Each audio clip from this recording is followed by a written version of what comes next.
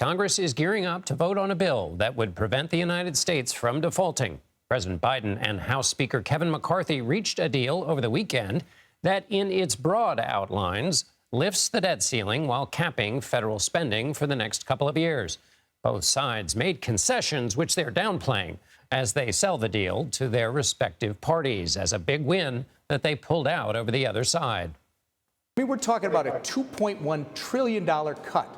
That's what this is. It'll be the first debt ceiling vote ever, as far as I'm aware, that doesn't raise or increase federal spending. It cuts $2.1 trillion. The resolution reached by President Biden protects Social Security, protects Medicare, protects Medicaid, protects veterans, protects the clean energy tax credits.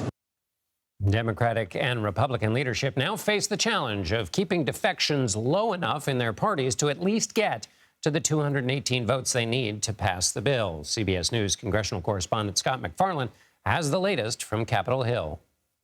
Not one Republican should vote for this deal.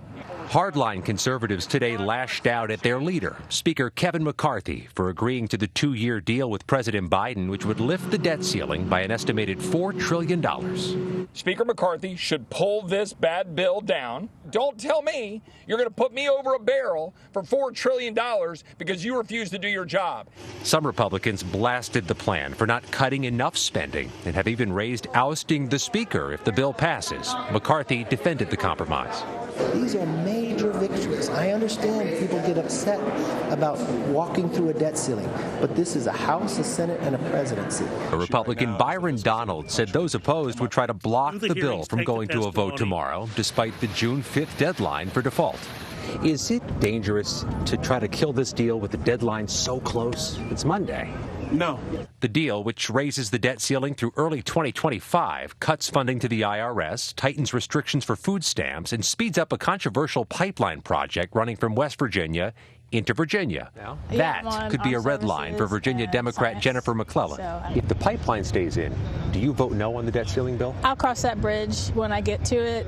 White House negotiator Shalonda Young acknowledged Democrats' concerns, but noted the deal prevents cuts to Social Security and Medicare. And we avoid default, and retirement accounts are not in flux, and the global economy is not crashing, I'm going to call that a win every day.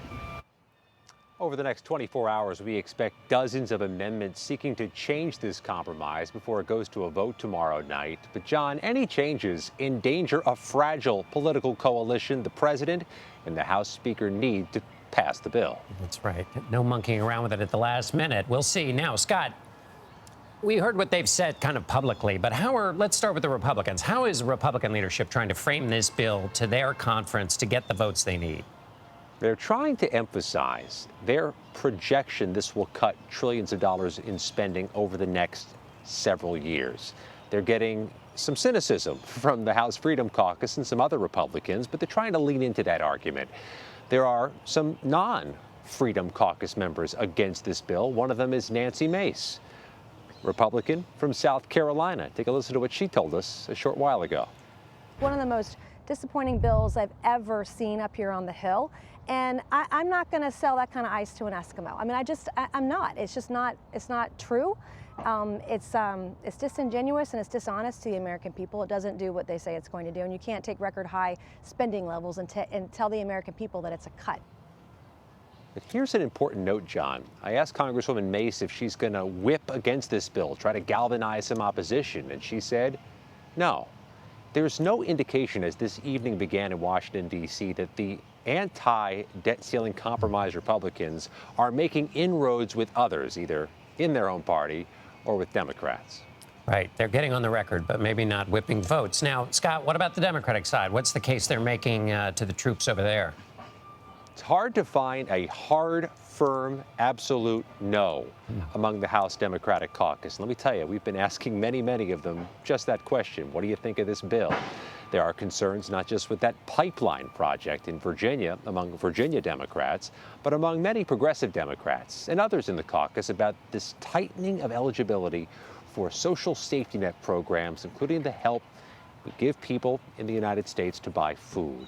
The cuts to the IRS funding, you see that at the bottom? It's also a sticking point.